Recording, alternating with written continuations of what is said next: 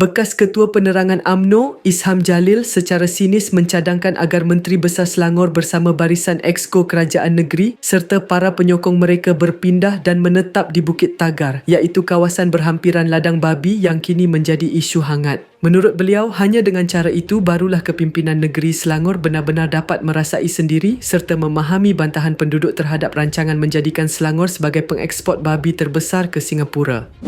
Selepas itu baru boleh sembang yang kononnya ladang babi ini selamat dan bersih untuk penduduk setempat. Taatlah kepada titah duli yang maha mulia Sultan Selangor. Jika orang Singapura mahu makan dan import babi besar-besaran, importlah babi dari negara lain, bukan import babi dari negara yang rakyatnya rata-rata umat Islam, katanya dalam satu hantaran di Facebook hari ini. Isham turut menegaskan bahawa Datuk Amiruddin Syari selaku Menteri Besar seharusnya berdiri mempertahankan serta melindungi kepentingan rakyat Selangor daripada ancaman pencemaran berkaitan penternakan babi, bukannya mengambil pendirian yang bertentangan dengan kehendak rakyat.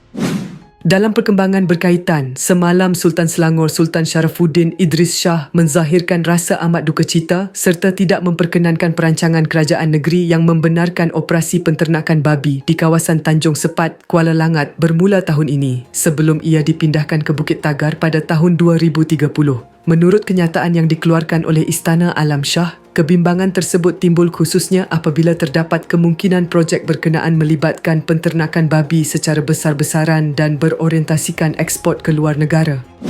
Susulan itu, Amiruddin dilaporkan memaklumkan bahawa Exco Infrastruktur dan Pertanian Negeri Selangor akan menghadap Sultan Selangor pada Isnin ini bagi menyembah maklum serta membentangkan perincian keputusan Majlis Mesyuarat Kerajaan Negeri berkaitan pengoperasian industri penternakan babi di kawasan tersebut.